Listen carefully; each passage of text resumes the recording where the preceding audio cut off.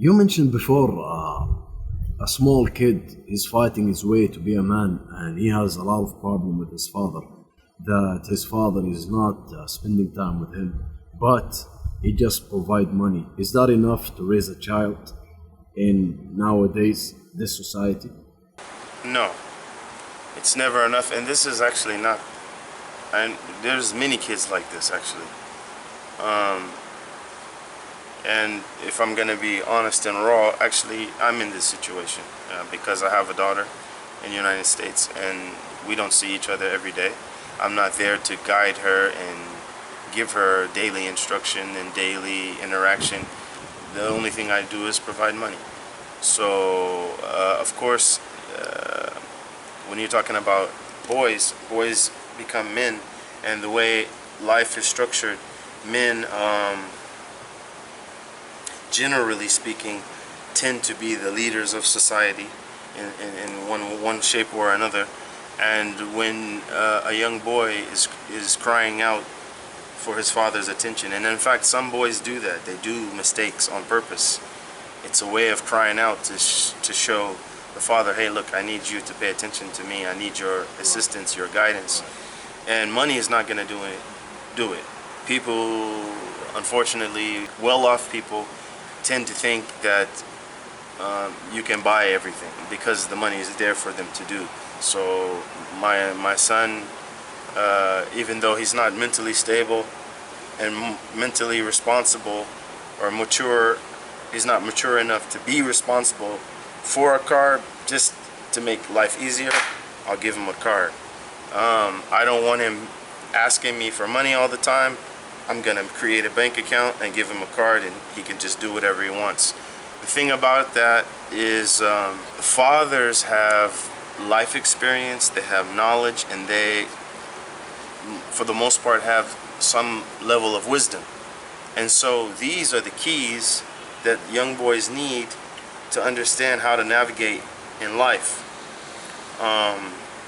So, in short, money's not enough. It's never enough. And you can see this in different societies on the earth. That's what we know. If you examine the earth, there's different types of cultures, different traditions, different lifestyles, and you can see the role of the father, let's say with the hunter-gatherer society. People who live in the desert, who live in the jungle, who live in the mountains, live in the valley, the countryside, where they're isolated from these metropolitan cities, these big buzzy cities. And you see the boy has to go through what they call a rites of passage. He has to go through a stage from boyhood into manhood. The whole time before that, they're giving him all the tools, and then usually in those societies there's some kind of test, whether it's he goes on his first hunt, he has to kill his it could be many different things. In big cities, metropolitan cities, we have all the distractions, we have all the lights, all the electronics, all the fancy cars, the nice clothes, and 24-hour satellite dishes, and watching movies, and all these distractions that make our life more comfortable, and sometimes take fathers off the track of giving their sons the tools to survive in a world. And it's a world that's it's a cutthroat world. And that's what I can say about that. Fathers need to really give their sons the tools of life, even if the parents are divorced. Even if the father has a job where he doesn't see the son that much, you still gotta, even if years passed, Even let's say he got into adulthood, the father still needs to give him that wisdom and give him those tools to keep on moving in the right way.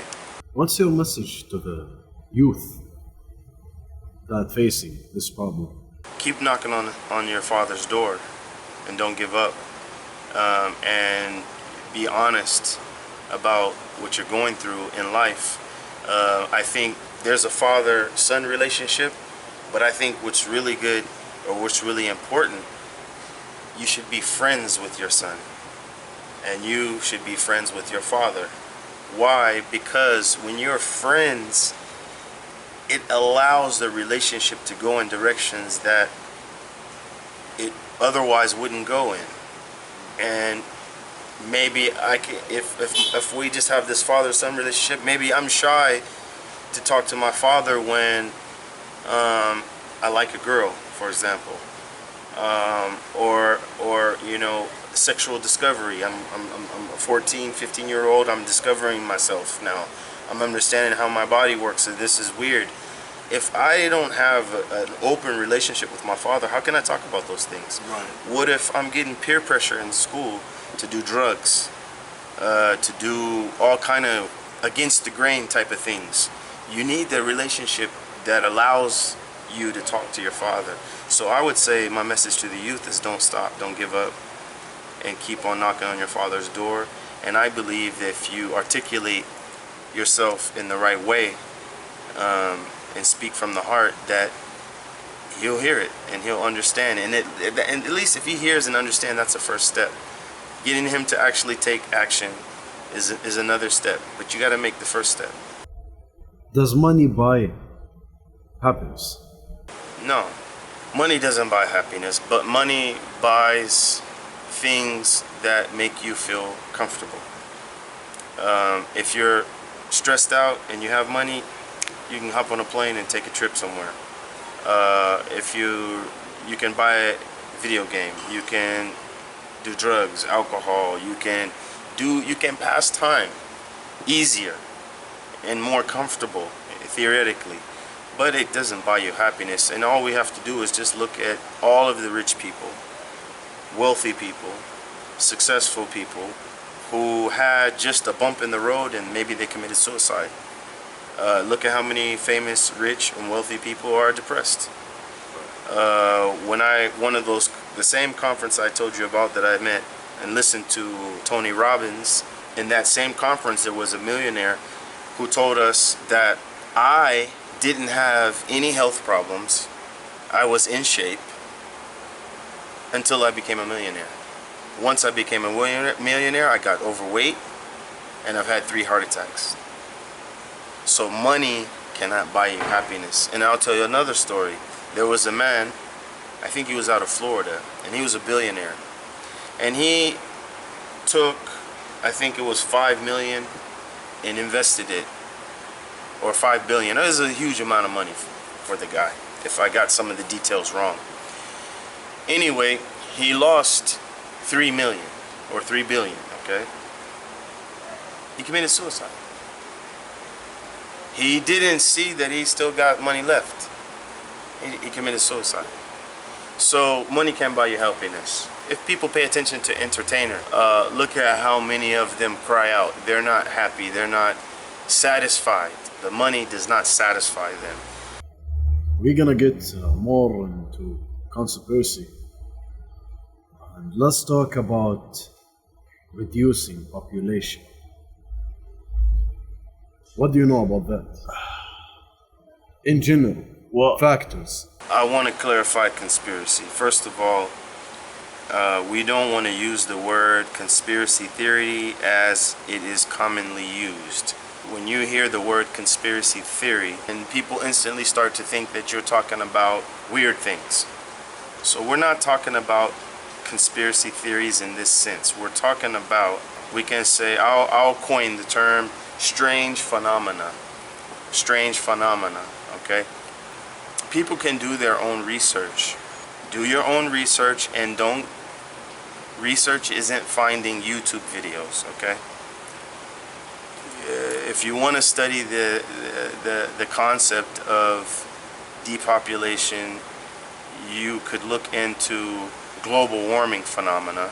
Basically, the Earth, the concept is that we have too many humans on Earth, and because there's so many humans on Earth, we're releasing carbon dioxide, and because of the machines and the factories and the cars and everything, that we're depleting the ozone and in our atmosphere. Some people that happen to have a lot of power and wealth believe that the only way to solve that is to reduce the world's population. And there's a lot of well-established institutions that are researching this, and that's why I wanted to make it clear that I'm not talking about conspiracy theories. These are things you can really find out, you can research. This documented evidence that there are people in the world that really want to decrease the world's population, and the means by which they want to do that are various. Some might say biological warfare, meaning that there are some concocted viruses and different sicknesses that are released to certain places where the country is in a failed situation, but this country may be rich in natural resources.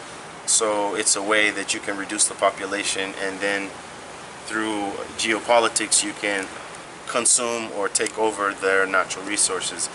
Other ways are from a ideological standpoint, separating the man from the woman. And these things are manipulated in a way to make women feel that they don't need a man, they don't have to have a family, they don't have to be a wife or a mother. And of course, everyone has the right to do this, but what I'm talking about, there's an engine behind this ideology. There's a promotion, there's a brainwash going on. Other ways may be in terms of decreasing the world's population through food, pharmaceuticals. I read a statistic that 1 out of every 61 children in America is born with autism. And you have a population of people who are coming into society with disabilities. Theoretically, that would limit their opportunity to reproduce. So I don't want to go on all the other things, but the concept of reducing the population is real.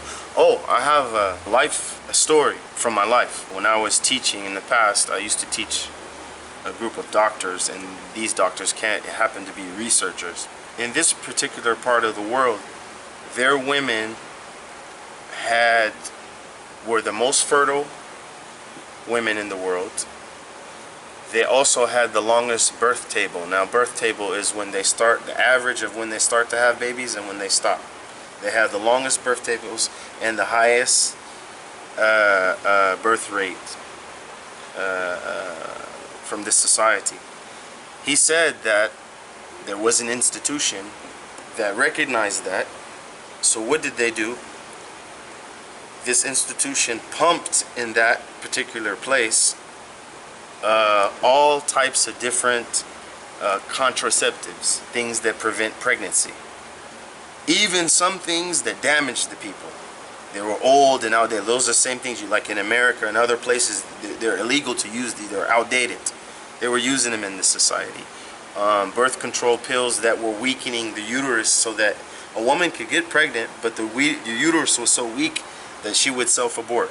Just as a disclaimer, I'm not pointing any fingers, but depopulation is a real thing, and it's not a conspiracy theory.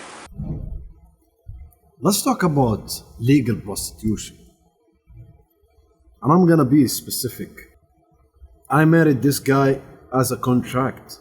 He can provide money, he can provide trips outside, he's a bank manager, he's a rich guy, And if he lost all of that, we're getting divorced. So meaning it's like a temporary marriage or temporary situation. She's just there. She's just getting married just to reap the benefits of his wealth. Exactly. Well, you answered it. This is a form of legal prostitution. In our culture, we call it a gold dig. And you can see a lot of gold digging pranks on YouTube, where a guy, the same guy, maybe even wearing the same kind of clothes, he asked the girl, you know, if they can go for a coffee or something like that. He has an old car, and she's like, what? Then he tries the same thing, but he has a Lamborghini, and she's like, oh yeah, let's go. This is your car? Oh, okay, let's go. What can I say? I mean, unfortunately, our society, maybe even globally, to varying degrees, there are just women like that. I mean, nowadays there is a lot of young girls that even mature women that still believe that the rich guy didn't came yet. You know, I have to stay at home, not learning any skills, not learning how to cook, how to clean, how to be a mother.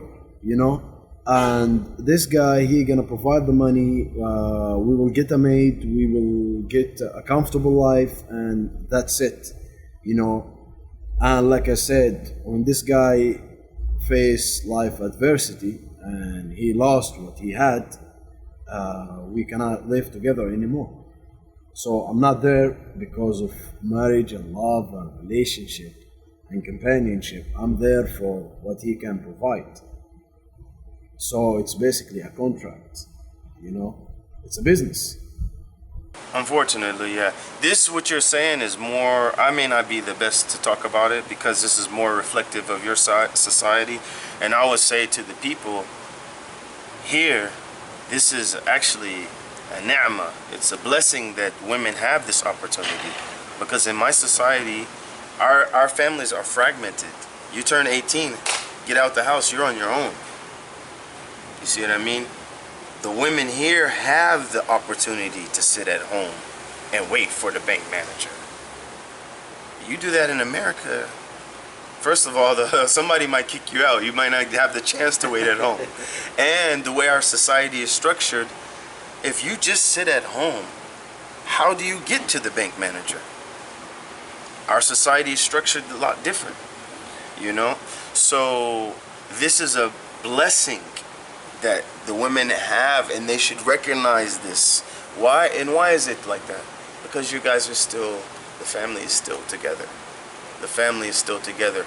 Our families are divided, unfortunately. But it is, going back, like I said, I may not be the guy to talk about it. This is if you create the value system that your worth, your self-worth is based on material things, then who cares about love? Who cares about romance? Who cares about the relationship? He provided me a big house. I have a car with my own driver. I have a bank account. I can travel with my friends when I want to. Of course some girls are going to take that. Of course there's some women that want more. Some women want a real relationship. Some women want a man. And see, that's the thing. We have this dilemma in America. Is my worth or level of being a man based on my monetary gain? Let's take two men. We have a man, and you don't have this job in here. You have the job, but it's not Saudi's doing the job. It's not somebody.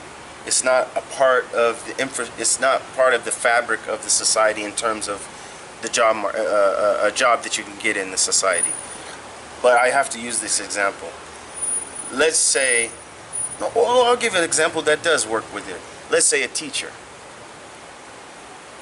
He comes home every night.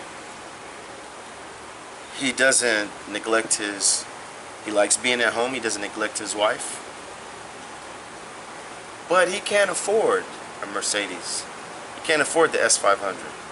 He can't afford the Range Rover. Okay? He can't afford those things. He may not even be able to afford a maid or a driver. Does that mean he's not a good man? Absolutely not. But some people define the worth of a man based on his monetary gain. And see, if you listen, pay attention to people, when they describe people, even other men. So because he's a bank manager, because he owns a successful business, he's a good guy. Because he drives this kind of car, he looks clean and sharp and everything like that, that means he's a good guy. But in some societies and in some people's eyes, he is. Because he has that. It's the sign that he did something good in his life. You don't know, he might have stole it all. You know? But in some people's eyes, well, Abdullah drives a Toyota Camry, and Ahmed drives a Bentley. So Ahmed's better than Abdullah, because, you know, I don't trust Abdullah. Maybe he wants to steal from me, but Ahmed, he already has his money, so why would he lie to me? Why would he cheat me? Why would he steal from me? You see, this is a false reality, because you and I both know, I won't say what kind of car he has, but there's an extremely wealthy person that I dealt with who's a liar, a cheat, a liar and a cheat, and he's a trash of an individual.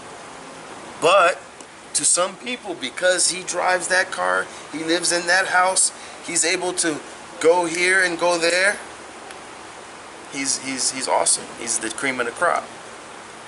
Unfortunately, people look like that, and there's the pressure of society.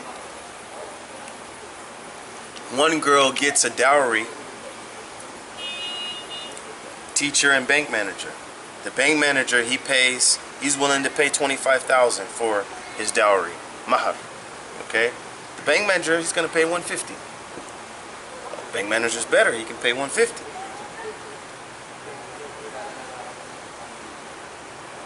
You know, that's just the unfortunate reality of the world. And this trickles over in all societies. You can put this in America. You might have a guy who has money but doesn't show it. He drives a Camry. I know a rich man who drives a Camry. Okay, I know one. He's very wealthy. He drives a Camry. Okay, so imagine him pulling up in his Camry versus a drug dealer. Let's say he pulls up in his convertible Mercedes Benz. You don't know he's a drug dealer. He just dressed nice. People will gravitate to that guy, even not knowing he's a drug dealer, versus the guy who made his money honest and only drives a Camry. So these are the kind of dynamics and different. Performance training with Coach Abdullah. Like, subscribe, and share. Thank you for watching.